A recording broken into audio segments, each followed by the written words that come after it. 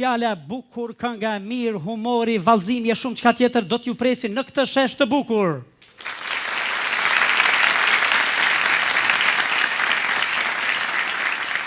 Me ju dhe për ju, pa humbur kohë do të fillojmë që të thrasim mysafirët tanë në këtë mbrëmje, zonja dhe zotri, e mendjes, e pendes, gjuhë shpat, e drejtësisë, sa në parlament, ashtu edhe sonte në Odeon, Vjosa Osmani.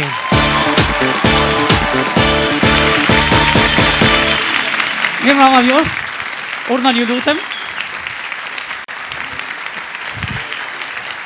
Mbajmë dorë trokitjet, thonë se femra bukur, me kalimin e viteve bëhet edhe më e bukur, andaj sonte para jush para nesh, Miss Afërdita Paqarada.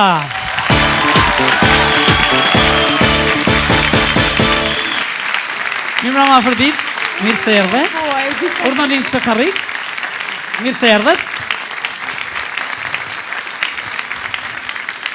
Do të vij pa humbur kohë zonja dhe zotri, një këngëtar i cili përveç magjisë së këngës sonte do të na sjellë edhe diçka tjetër, Korab Shaqiri.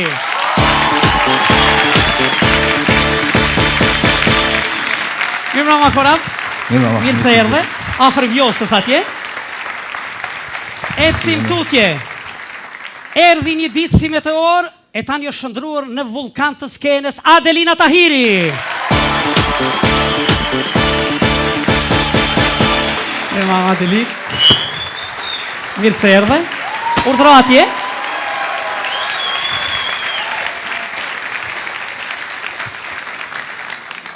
Mbajmë dorë trokitjet. Falenderojmë nga zemra mysafirët tanë që kanë mrekulluar skenën që me paraqitjen e tyre. Por vazhdojmë me përshëndetjet. Përshëndesim nga zemra grupin Fama.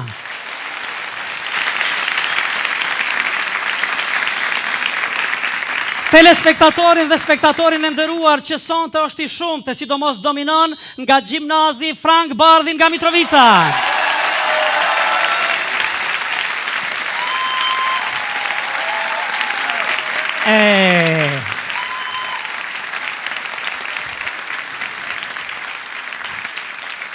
Kur jemi tek Mitrovica, Vjosa e nderuar, deputetja e Parlamentit të Republikës së Kosovës, nga LDK-ja, Vjosa Osmani, profesoresh, juriste e famshme nga Mitrovica.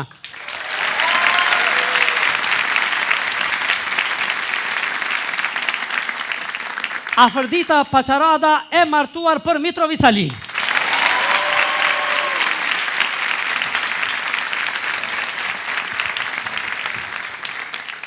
Korab Shaqiri është nip i Mitrovicës.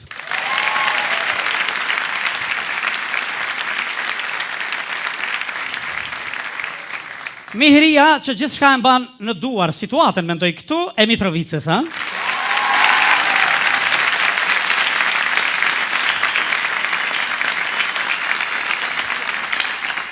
Une i martuam në Mitrovicë.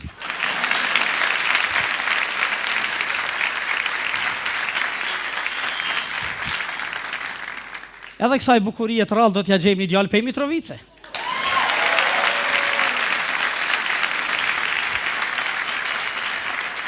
Mirë po, flasim për Mitrovicën, akoma e kemi breng në zemër, plag në zemër. Po na këtu, nga kjo mbrëmje bukur, nga kjo auditorium i mrekullueshëm, nga kjo skenë bukur, çfarë mund të bëjmë për Mitrovicën, përveç se të këndojmë bashkë për Mitrovicën. Këndojmë bashkë? Maestro!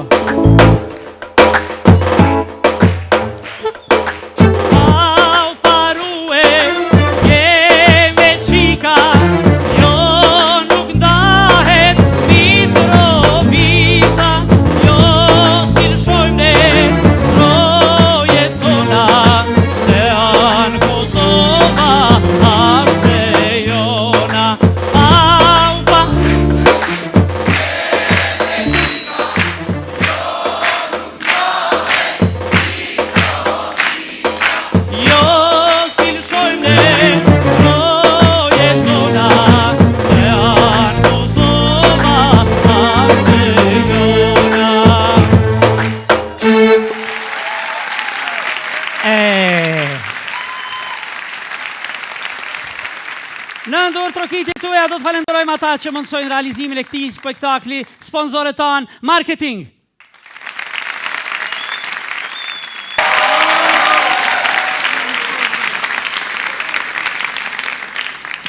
Ju falenderit shumë, ju falenderit juve për prezencën tuaj. Vjosa, mirë se keni ardhur. Mirë se ju gjeta të gjithëve, po më vjen shumë mirë që jam bashkë me njerëzit që vinë nga Mitrovica, bashkëqytetarët e mi, e në veçanti me ata të gjimnazit Frank Bardhi, ku edhe unë e kam kryer shkollën. I përshëndes të gjithë.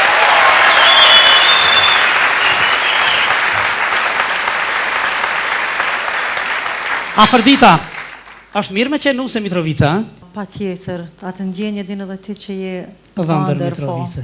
Edhe ndryshe nuk muj me thonë.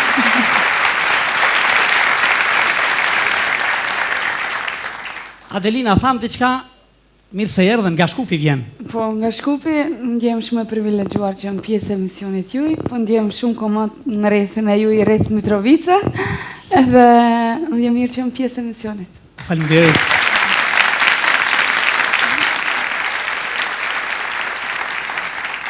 Korab, mirë se erdhe, sigurisht na ke ardhë këngë shumë, po kemi edhe diçka tjetër që do ta themi më vonë. Faleminderit, Axhana im, unë jam mësu kështu me thënë gjithmonë, për arsye se unë jam rrit me veprat edhe këngët e Naima Bazit edhe familjarisht një jemi. Faleminderit, edhe shpresojmë që Mitrovica të bashkohet sa më shpejt.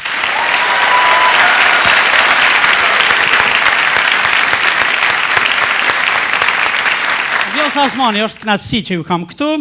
E lindur me 17 maj 1982 në Mitrovic. Juriste shqiptare nga Kosova. Vërtet, ndjeheni kosovare apo shqiptare në deklarimin tuaj të etnisë? Ndihem shqiptare, absolutisht shqiptare, 100%, bile. Unë mendoj që pavarësisht debateve që po bëhen rreth identitetit, dihet shumë mirë për çka ne si shqiptar kemi vuajtur jo vetëm me dekada, por edhe më shumë, sidomos ne në Kosovë, dhe përkundër asaj që ndihemi krenar për shtetin tonë të ri, Republikën e Kosovës, askush nuk mund ta shlyejë identitetin që jemi shqiptar. Sigurisht. Është absolutisht.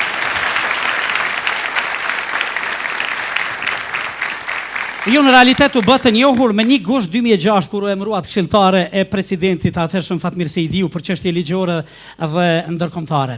Vjosa, nanat në përgjithësi kanë dëshirë që gjithë fëmijët e tyre të bëhen president, por mundësisht paraprakisht pa hyrë politik. Nana ime jo. Jo, ë? Nuk, po mendoj nuk është që më ka shty për një profesion të tillë në politik, sepse sidomos me një vend si Kosova nuk është shumë profesion i përshtatshëm.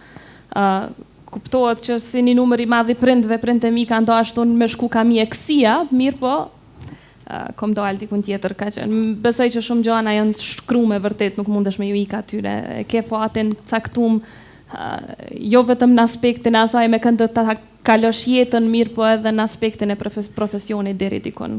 Ndoshta dëshirë fshehtë nanës, po ju shku direkt në presidencë.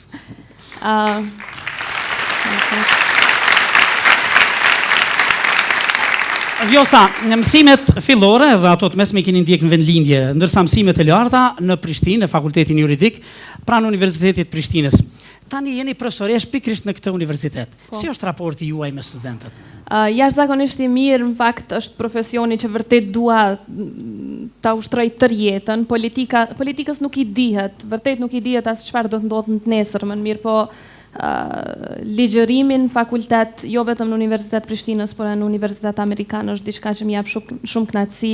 Raportet me studentët, atë pak dije modeste që e kemi nëse arrijmë ta transferojmë tek tjerët, unë mendoj që kemi kryer një mision jashtëzakonisht mirë.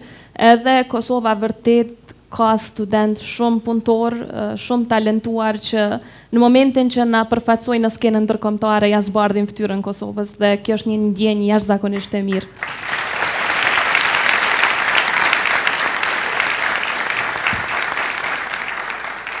I kanë nga profesoreshës, cila ka studuar gjithandej në përbotë, sidomos. Mendoj që pak e kemi edhe në gjene, po jo vetëm punën individuale, po edhe punën ekipore, kemi ekipet studentëve që unë personalisht në mënyrë vullnetare i trajnoj për gara ndërkombëtare çdo vit. Edhe para 2 viteve kemi arrit që në mesin e 300 universiteteve të dalim para Harvardit, para Yale-it, para universiteteve më me famë botërore. Mendoj që ky është një sukses me cilin duhet krenohet e gjithë Kosova, jo vetëm unë që jam profesoreshe e tyre. Mendoj përkundër kushteve jo të mira që i kanë në Kosovë, puna atyre e madhe ka arrit që në mesin e gjithë atyre universiteteve të shkëlqejnë edhe ata. Në gusht 2009 ju jeni zgjedhur shefe e stafit presidentit Republikës, tani jeni deputetën parlament. Ju në realitet keni qenë edhe koordinatore e ekipit Kosovës në gjykatën ndërkombëtare të drejtësisë, në rastin e lëshmërisë së deklaratës së pavarësisë së Kosovës. Si u ndjet në ballafaqimin e drejt për drejt me Serbinë? Unë ju falenderoj që po e përmendni këtë, ka qenë një proces jashtëzakonisht i rëndësishëm. Unë mendoj që pas momentit shpalljes pavarësisë të Kosovës, ballafaqimi që e kemi pas me Serbinë në GND është moment vërtet historik dhe i dyti më i rëndësishmi për nga rëndësia. Ju e dini që kundërshtare kemi pas Vuk Jeremiçin dhe në gjykat ka qenë një ballafaqim shumë i ashpër. Mirë po, unë jam një më e fortë se kur të e ditë drejtësinë e luftës së Kosovës për liri dhe pavarësi, kështu që nuk ka pas asnjë argument në botë që ka mujt me ja kalu drejtësisë së kësaj lufte dhe unë jam e lumtur që edhe ky gjyq ndërkombëtar u pajtu me këto argumente dhe më në fund Kosova fitoi edhe në këtë gjykatë.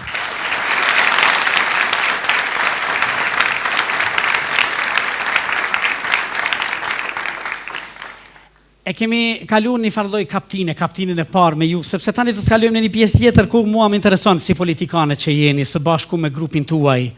Tani ju keni grupin parlamentar Lidhjes Demokratike të Kosovës, jeni pjesë e parlamentit, pjesë e gjithë asaj çfarë ndodh në Republikën e Kosovës, po dhe përgjithësi. A mendoni ndonjëherë se një ditë mund të bëheni fajtor për gjërat e mira që nuk ja keni bërë vendit? Po flisni për përgjithësinë individuale, unë si Vjosa apo përgjithësinë partijake si LDK? Të kombinuar. Sepse ka dallim mjaft, natyrisht që unë mendoj njerëzit që vujnë prej të dashuruarit tepër vetveten e mendojnë që çdo veprim i tyre ka qenë i drejtë nuk mund të kenë sukses në asnjë profesion. Aq më pak në politikë dhe mendoj që kjo e dëmton çdo kënd, nëse një parti mendon që çdo veprim i saj ka qenë i drejtë, atëherë nuk do ta humbte pushtetin kurr. Po unë mendoj që ne si LDK jemi ballafaquar edhe me gabimet që janë bërë, sepse ka pas të tilla, duhet ta pranojmë. Po më e rëndësishmja është që kemi mësuar nga gabimet dhe dim që nuk do t'i bëjmë më. Unë nuk kam qenë në qeverim paraprake, kam qenë president në rol të këshillimit profesional, që do të thotë nuk kam pas kompetenca vendimarrëse në duart e mia, mirë po vetëm rol të këshilldhënës. Po unë mendoj që nëse një njeri vërtet ka interesin e qytetarëve të vet dhe interesin e shtetit të vet si fokus kryesor, nuk mund të bëj gabim.